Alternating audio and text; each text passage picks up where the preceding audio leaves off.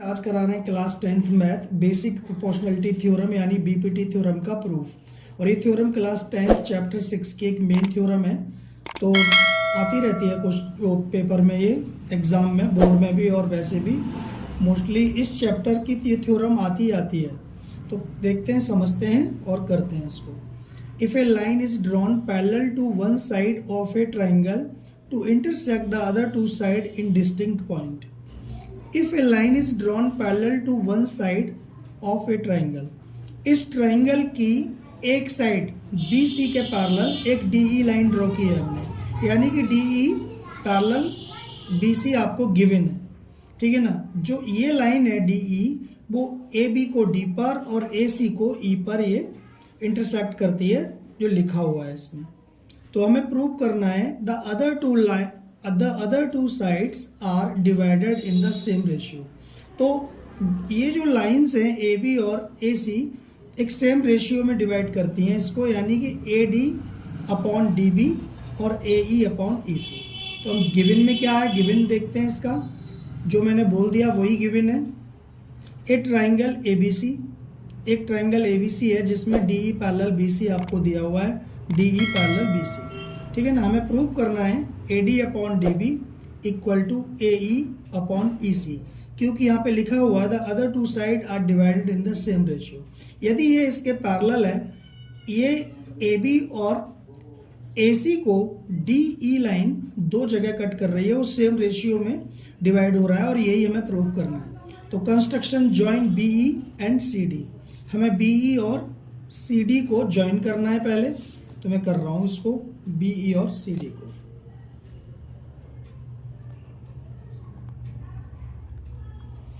ठीक है, इसको और इसको ज्वाइन कर दिया।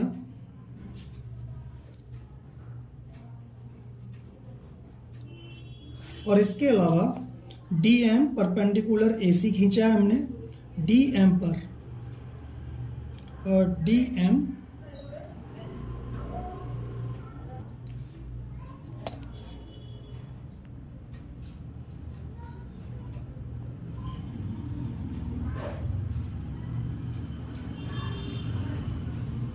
DM परपेंडिकुलर है AC लाइन पे, यानी 90 डिग्री पर ये परपेंडिकुलर का मतलब 90 डिग्री होता है। तो हमें दिखना चाहिए कि 90, ये एंगल 90 डिग्री है, पूरी तरह तो नहीं है पर हमने कंस्ट्रक्ट कर लिया, उससे कोई फर्क नहीं पड़ता, ठीक है ना। और EN, एक हमने EN परपेंडिकुलर ड्रॉ किया है, कर रहे हैं,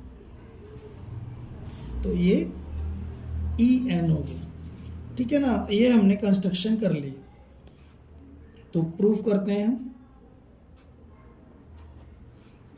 तो आपको पता है एरिया ऑफ ट्राइंगल का फॉर्मूला होता है area of triangle equal to 1/2 into base into height.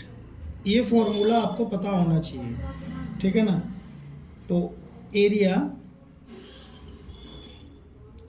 Triangle ADE, हमें पहले ADE में लेना है, क्योंकि हमें पहले प्रूव करना है AD अपॉन DB। तो AD एक बेस हम मानेंगे, ये वाला इस ट्राइंगल में ये बेस लेंगे और ये इसकी परपेंडिकुलर हाइट हो जाएगी, यानी कि हाइट हो जाएगी 1/2 into base.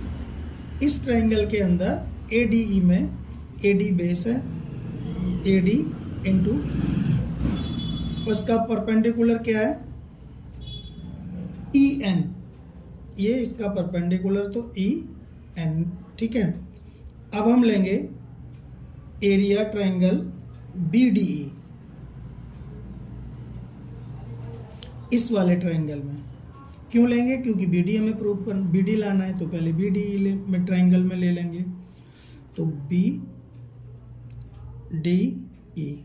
Area triangle BDE equal to 1/2, तो बेस ये DB हो जाएगा इसका, और इनटू इसकी जो परपेंडिकुलर हाइट है ना बच्चों, वो यही रहेगी इसमें, क्योंकि ये ट्राइंगल है तो ये परपेंडिकुलर हाइट इसके लिए भी यही रहेगी और इस ट्राइंगल के भी यही रखेंगे। तो इसमें हमने EN ले लिया है, तो हम डिवाइड कर देंगे इसको, इस वाले ट्राइंगल से इस वाले को डिवाइड करेंगे, डिवाइड। तो इसको डिवाइड करेंगे, area ADE upon area BDE equal to ADE का एरिया क्या आता है, ये 1/2 इंटू AD इंटू EN और 1/2 इंटू BD या DB एक ही बात है वो EN। तो देखो डिवाइड करने के बाद हमें इन दोनों जो इक्वेशन बने हैं उनको आपस में डिवाइड कर दिया, दूसरे से डिवाइड किया है पहले वाले को, तो EN से EN कैंसिल हो जाएगा, इससे 1/2 से 1/2 बचेगा क्या, AD अपॉन BD। ठीक है बच्चों, तो ये नंबर इक्वेशन फर्स्ट दे दो इसको। अब देखो हमें लाना है AE अपॉन EC, जैसे हम ये लाए हैं ना AD अपॉन BD, तो इस ट्रायंगल में लेंगे again in triangle ADE, AD में लेकिन अब बेस ये हो जाएगा और इसकी परपेंडिकुलर हाइट ये हो जाएगी, बेस इंटू हाइट। तो अब हम डायरेक्ट करेंगे इसको, एरिया ADE अपॉन एरिया। अब हम इस ट्रायंगल देखो AE और EC, अब बेस ये वाला लेंगे और ये ट्रायंगल है इस बेस का ये ट्रायंगल है, दूसरा ट्रायंगल ये रहेगा, पहला वाला तो यही रहा, हमने पहले वाले में बेस ये माना था और परपेंडिकुलर हाइट इसमें ये मानी थी, और इससे पहले वाले में इसी ट्रायंगल में लिया था, बेस हमने ये लिया था और इसकी हाइट ये ली थी। ठीक है ना, तो area DEC equal to 1/2 into base AE into DM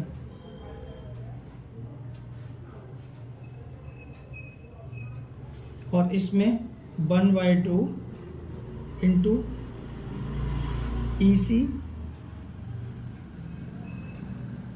into, जिस तरह से पहले वाले में दोनों हमने परपेंडिकुलर हाइट सेम थी, इसमें भी इस वाले ट्रायंगल की भी परपेंडिकुलर हाइट DM ही होगी,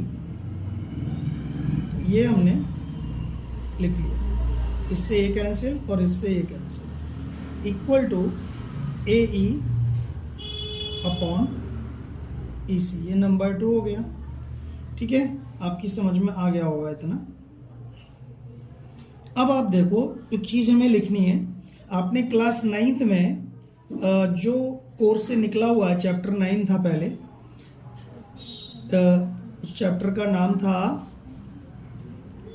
पहले चैप्टर 9 हुआ करता था और अब वो हट गया है, तो area related to triangle chapter का नाम था, याद आ गया, तो ये था।